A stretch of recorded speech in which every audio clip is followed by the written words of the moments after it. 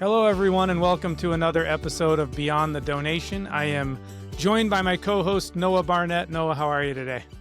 I am doing well. You know, it was a holiday weekend. We had a long weekend, got to spend time outside, get some sun. So grateful for that. Yeah, we've got a touch of fall weather here up in Fargo, so it's about 60 degrees outside today, which feels fantastic. So I'm enjoying the last couple days of a little cooler weather, to be honest.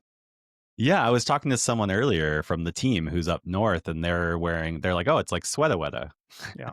Yeah. And I was Now, like, it's like sweating weather still here in Arizona. So very we different.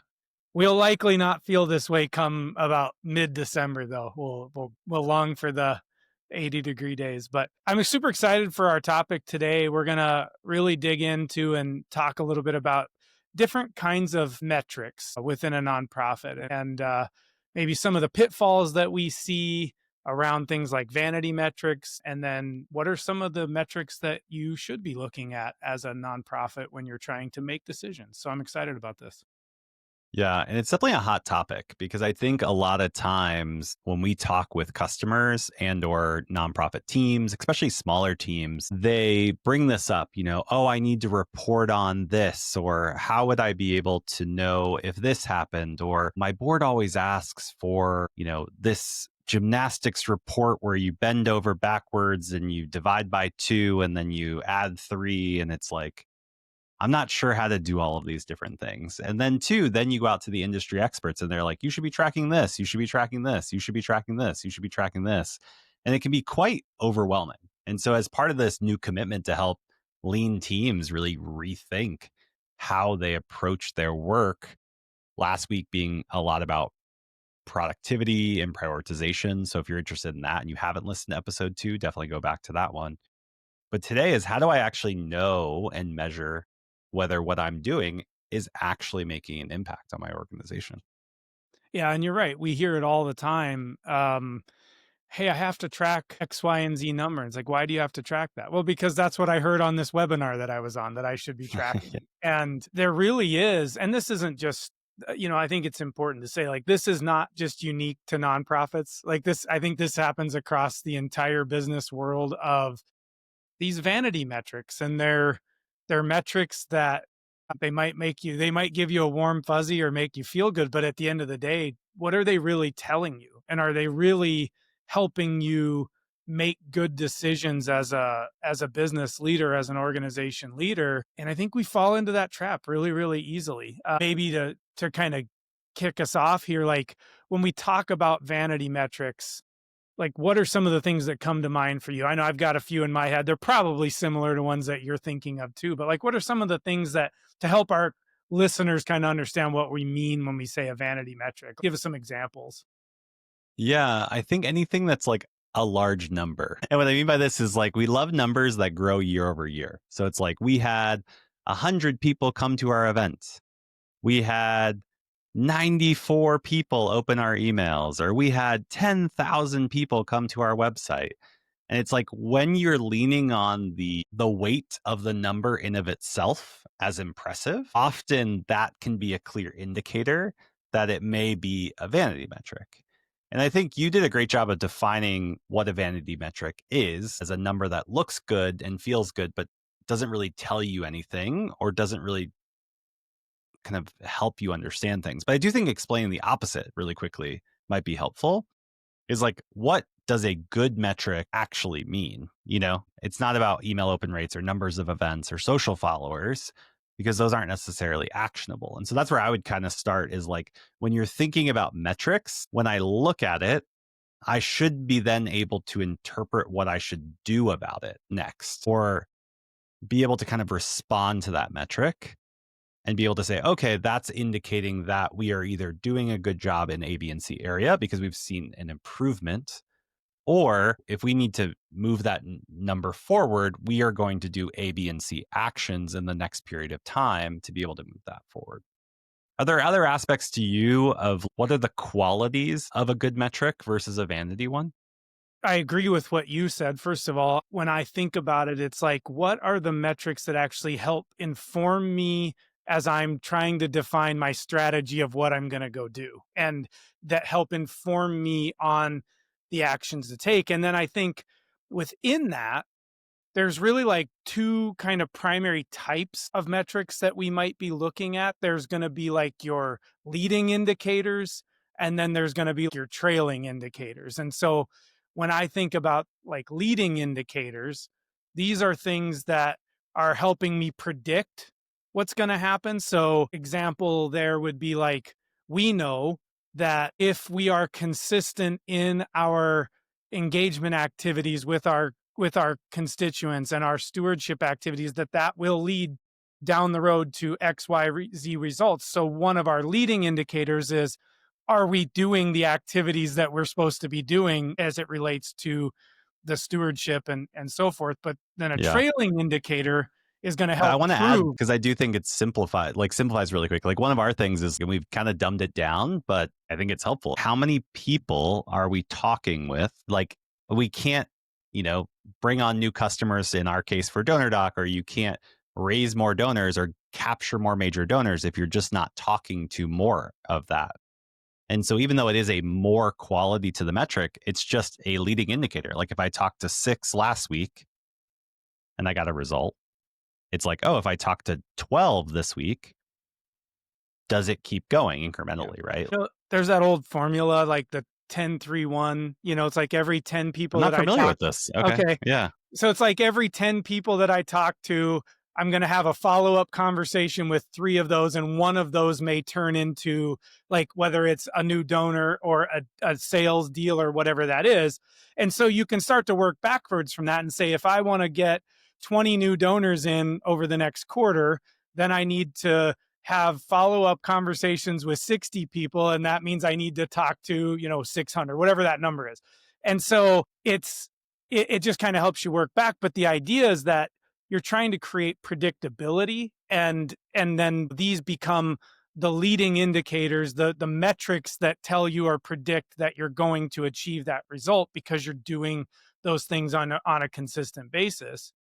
Yeah. And And then what's the next type of metric? You were kind of alluding to a second so then metric. it's like the trailing metrics. That's the metric that after the fact, you look back and it proves whether you did it or you didn't do it. So the trailing indicator would be how much, growth in our donor revenue over a period of time, but we're looking back versus looking forward. And so it's like the difference between predicting and proving. And so I think those actionable metrics are important, things that come to mind, like donor retention rate, for example. That would be a good indicator of a trailing metric because I'm looking back at a period that's already happened to see what my retention rate looks like. Cost per dollar raised, lots of different things like that where they help inform you of what's, it actually goes back to something we talked about last week. It's like you have to know what's working so that you can focus your time and energy on the things that are working.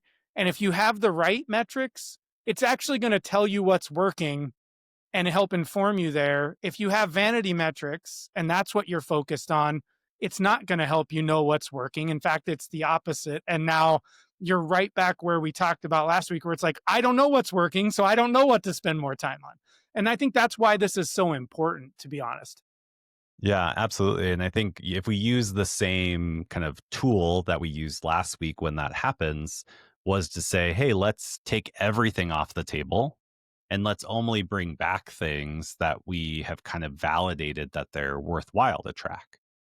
Because you might have a spreadsheet or a slide or some sort of reporting mechanism that you've been reporting on for years. And maybe you inherited it, right? And it's hard to then say, let me add more things or let me go explore some of these things that Matt, you just recommended, because I still have to do these other things. And I think giving ourselves permission to be like, I'm not sure why we're tracking this. And so I'm going to get curious with that.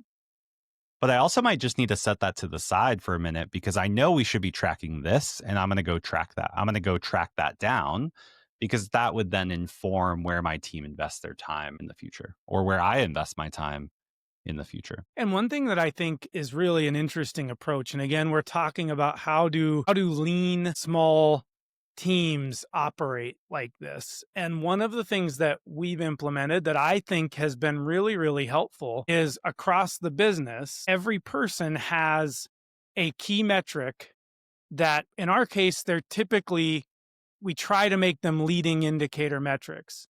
And we get together as a team every week on Monday and we review. Every person shares where they are against that metric and the goal that they have against that metric for the week prior. And it creates a rhythm not only of accountability, but also of visibility within the organization. When you're a small, lean team, like trying to break down silos and break down walls and like having a lot of open, collaboration and things can be really, really helpful and really, really powerful. And so, that's one thing that I think small fundraising teams could kind of operate in a similar fashion where our person leading marketing, what's the most important metric that we all want to know how we're doing against that they can share with us on a weekly basis? And then you do that for each person in the team.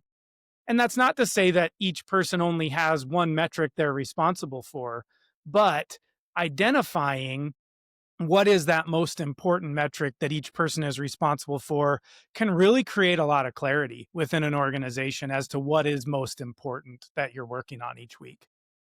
Yeah, absolutely. And it also gives you shared language within the team or even for yourself to say, I'm working on this because I believe, and if you're not sure, it's okay. You can have a hypothesis. We do the same thing, which is I believe that this will move my metric forward, whatever that metric is. And so let's like kind of unpack an example because I think we want to keep this really practical. But it's like if I know that I'm trying to improve donor retention rates, like that's a bigger thing that we know, like our donor retention rate isn't where it needs to be. And we would really like to see a big improvement there because we're seeing a lot of new donors come in, but we're not necessarily seeing great retention there.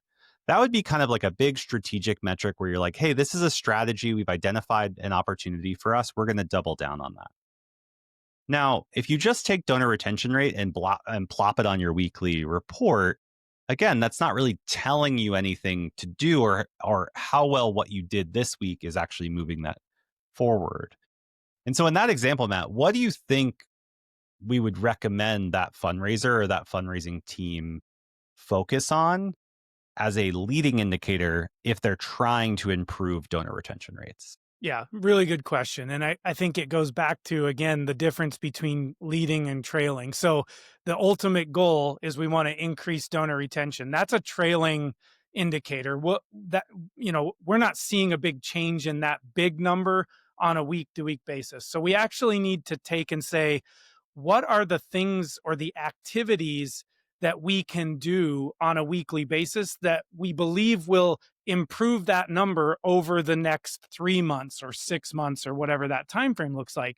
And so if you're getting very practical about it, then you're probably looking at it and saying, if our retention rate isn't where we want, it's probably because we aren't stewarding our donors or engaging with our donors in the way they expect to be engaged with. And so maybe a very practical thing that you could look at as a leading indicator of success around donor retention is, how many donors on a weekly basis am I connecting with at a personal level? And maybe you've created some metric around that where it's like, we know to be successful, we need to each connect with 25 donors on a personal level each week. That's just an example. That's not, there's no scientific, like, that's, I'm not saying go do 25. It all depends on what does the donor base look like and so many different things.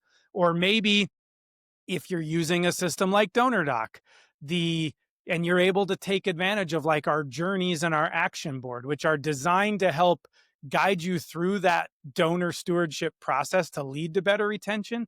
Maybe your metric is around, I've completed 90% of my journey activities last week. And you have a certain goal around, everyone needs to complete 90+% on a weekly basis of the journey nudges that have been, put on your action board.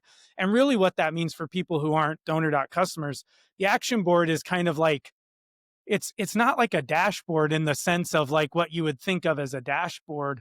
What it is a hub for driving the right activity. So it surfaces nudges on a daily basis of the things that need to get done to continue to build the best donor relationships possible. And that spans everything from, very reactive things like a donor gave their first gift, all the way through, journeys that sometimes last months with multiple touch points in there. But the whole idea behind that is to kind of take this approach of, I have to go read a report or look at a dashboard to try and figure out what I need to go do next.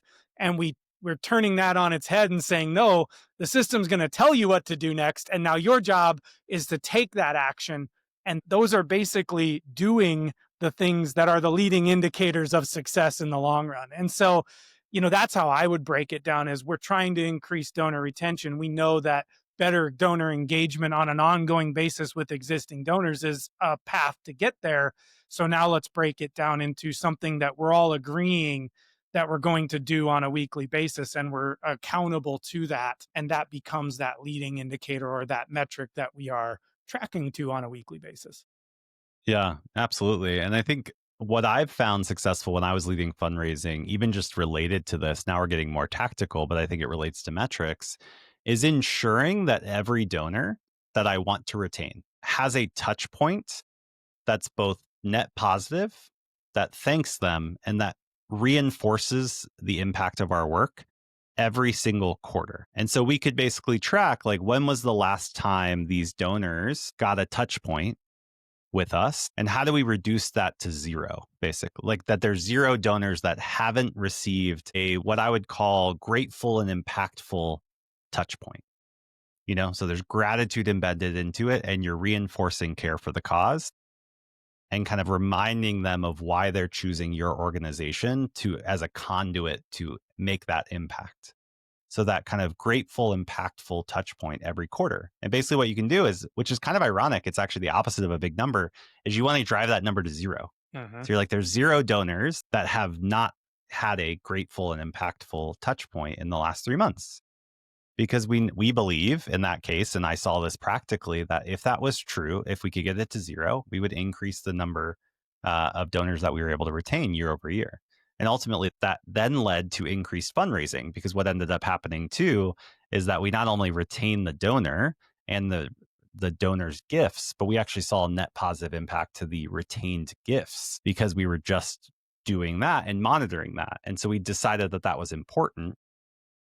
And the reason I flesh that out a little bit further is because everyone listening to this needs to raise more money, most likely. And if you're listening to this and you don't need to raise more money, you probably are still trying to raise as much money as you did before, or you're trying to still hit a fundraising goal of some sort.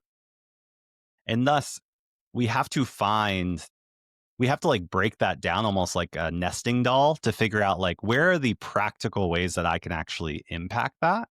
And that's where some of these leading indicators come into play, which is, I want to raise more money. Part of raising more money is retaining my donors' gifts. Part of that is actually retaining donors, because you can't retain their gifts if you don't retain them. They're humans. And then to do that, we need to have net positive connections with them. Okay, well, if we want to do that, what do we need to do here? Let's track that on a weekly or monthly basis and drive that forward. And you can easily, say you got 300 donors that you're trying to retain, and you need to touch base with each of them quarterly. You can kind of work backwards to say, that means every week, here's a solid number every week that we need to have a connection with. So it's not just based on guessing. I always say, I think, I hope, I feel is not a strategy for running a nonprofit. But yet it's a strategy that I think a lot of nonprofit leaders sometimes kind of default to. And like, this becomes very, very tactical, very attainable. We have a finite number of people we need to talk to. We have a finite amount of time in which we need to do that. How does that break down? And then let's be accountable to making sure we do that. And it's interesting, because if you look at, we mentioned the journeys that we have in DonorDoc, like, so many of those have touch points every 3 months. It's not by accident. They're built in to make sure that that kind of quarterly check-in at a minimum is happening. And if you don't have a tool like that, use whatever tool you have and build reports to say, show me all of the donors whose last touch point was more than 3 months ago. And that's like, there's a very actionable list for you to work on, over the next period of time. And you can kind of continue to kind of do that on a regular basis. Sometimes we like there's so many silver, shiny objects out there, and like we're always trying to find like the silver bullet of the easy button of everything. But sometimes it's just about doing the fundamentals and then doing the fundamentals well and like thanking donors well and connecting with them on a regular basis. That's a very fundamental thing to fundraising, but sometimes it's not. Oftentimes it's not happening at that level that it should be. And I think this is just a practical way to try and ensure that it does. Yeah, for sure. And I think like I'll bring up another example that I think is it really important. And maybe it's opening a can of worms for a future episode, Matt, but I do think it's really significant. Is often we meet with leaders who say, let's say it's, hey, I want to raise more money and I want to convert more gifts. And we're like, okay, great. Like, how are you thinking about approaching that? And we just talked about one strategy, which is, hey, we want to retain more donors and retain more gifts and maybe actually get those donors to give more next year. And that's going to be part of my growth strategy. But a big part of growth is actually turning like non donors or people that you don't even know yet into donors. And it's like, yeah, we really need to do that. We definitely need to do that. Okay, so how are we going to do that? Well, we're going to send an email a month and we're going to do this event and we're going to do that. How is that different than last year? No, these are things we do every single year.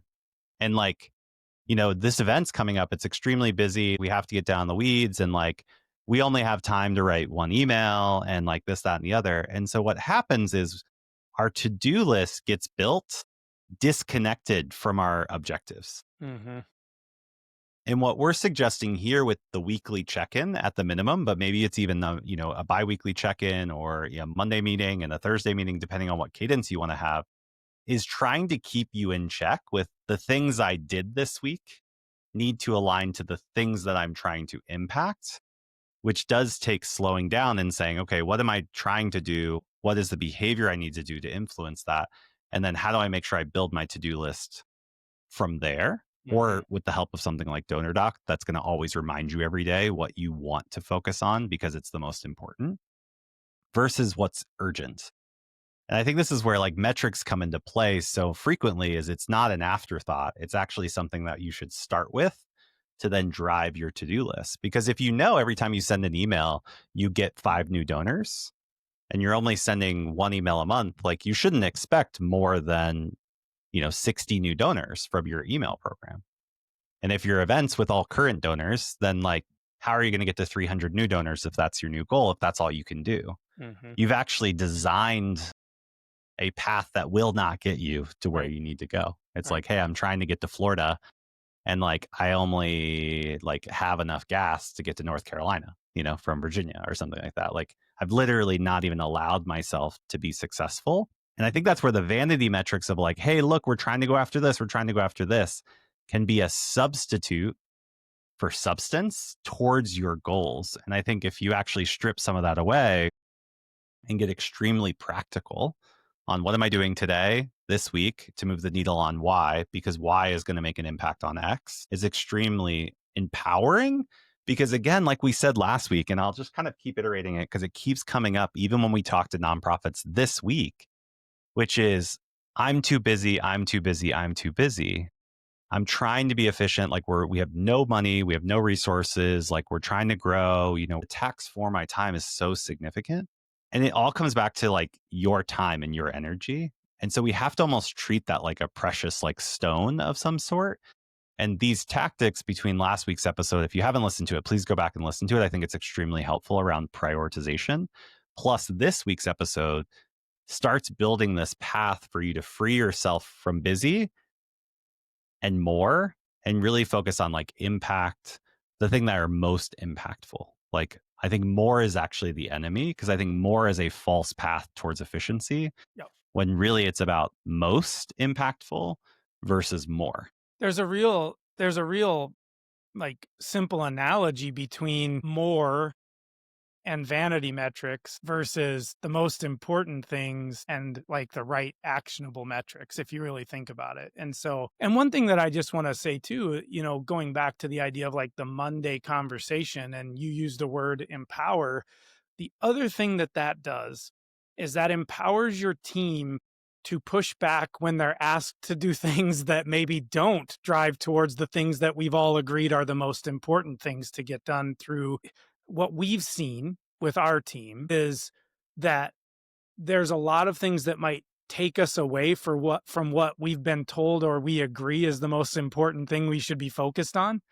And it gives you the ability to respectfully push back on some of that sometimes and say, wait a second, you're asking me today to go spend a bunch of time doing this, but that doesn't drive what we agreed was the most important thing you want me to focus on. Now, you may say, in this scenario, we're going to do that anyway, but at least it allows for that conversation. And I think sometimes that can get you where that can put you in a position where you're like, you know what?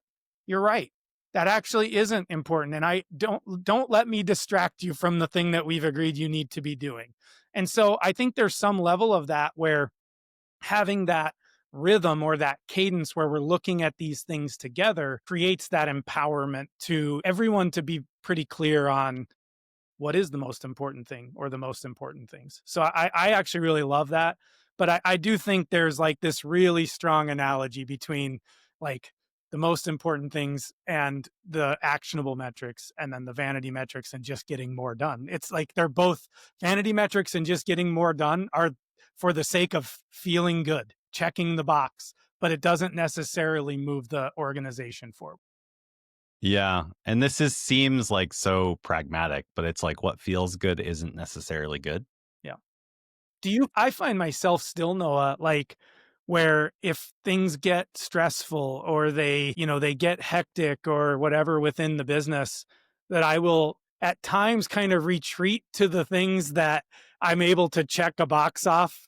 For me, that means going into the product and working on a task in the product that I can check off and say, I got that done this week because it feels good to feel like I took control of something when things sometimes feel a little bit out of control. I don't know if you ever find yourself I think that's a human nature thing to some degree, but Yeah. um, No, absolutely. yeah, Again, we all need these little wins, right? yeah, And I think like it's fine to need those little wins. And when you find yourself in those, this goes back to, I think, the last episode we did, where it's like, huh, like I just did that and it felt good. Or like, man, this week I've done a lot of things and like I feel good, but like, did I, were those really necessary? And like, you don't have to be critical of them. It's just like that awareness. It was the ACT technique we talked about, which is like, there's an awareness of like, oh, that happened. Huh, that's interesting. And then be curious, like, why did I go in and ship a new feature when maybe I was supposed to be doing A, B, and C instead? Or why did I just pick up the phone and call our customers because instead of like trying to advise the team on how to maybe do that? And like, none of those things are good or bad. It's just a matter of learning through that to say, what are we trying to accomplish and what are we trying to anchor to? And I think what we realized and why we wanted to talk about metrics today is we talked last about priorities, but priorities cannot be disconnected from your targets or your metrics. And I think what I want to do is almost like provide a little like teaser for the next one, because one thing that I worked a lot with nonprofits on when I was doing consulting was what I called the growth pot, POT. And we basically said, hey, we're going to build a growth pot and we're going to help. Like, this is how we're going to drive growth within your organization. And it was basically this idea of like, what are we trying to do? Like, what is our growth overall strategy, vision, how we're going to grow? And P was for priorities and T was for targets. But I think we need to come back and talk about O. And what O stands for is omissions, things we acknowledge we could do that we are intentionally not going to do. Because just as important as it is to prioritize what you are going to do and why you're doing that, sometimes it's really, really important to be explicit on like, we could do more events, but we've decided that that's not the most important thing. And so we are clearly putting it on here. So then when someone gets a bright idea on a Tuesday morning and was like, why aren't we doing more events? It's like, no, yeah, that's a great idea. We thought about that, but it's on the omission list. So I think we should come back and think about like, how do you actually practically like bring this together maybe in like a framework that allows you to have kind of a clear, almost like playmat that says, okay, here's our priorities, here's our targets, and here's what we're not going to do. And so we should come back and talk about that next time, Matt. yeah, I like that. I think that'll be a great conversation. I know we like to kind of try and provide a piece of advice before we kind of sign off today. So, as it relates to the topic we've been talking about today around, metrics, if you could give our listeners kind of one piece of advice or one takeaway, what would that be from you? Eesh, that's a tough one. Now I'm trying to think tactically Yeah. on like what is the simplest ones. And I think last week I really focused on the idea of just like being aware, like take a week and not like try to implement anything you heard today, but just be aware of it. I think what I would suggest for this week is to potentially look at maybe what you measure on a monthly basis and just ask yourself the question. There's this whole concept of like, there's like adult me and child me, and you can like sit down and have this like parental conversation with yourself where you're like, let the adult ask the question or the teacher or the guide or whatever, and like write that down and then like answer it just organically. Like you're not, no one's watching or judging you. It's just like, why are we doing this? Like just kind of spill it all out. And so I think just kind of doing that exercise of, hey, we're measuring the number of people that are on our email list. Why does that matter? Like, why, like, and actually just go through and like answer that question. Like, oh, we're measuring it because of A, B, and C, or we assume A, B, and, Y, or like, I always get asked by the board president how many people are on our email list. And like, maybe I just need to be honest with that. Or website visitors, right? I always ask my teammates how many visitors we have to our website. Like, why am I asking that question? You know, what am I really trying to understand? What am I trying to learn or instill in that other person by asking that question? And kind of just doing this exercise of like this kind of like big you, little you kind of mentoring program with yourself around what metrics are on your dashboard. Yeah. Yeah, I like that. I think my piece of advice would be just to try and simplify things.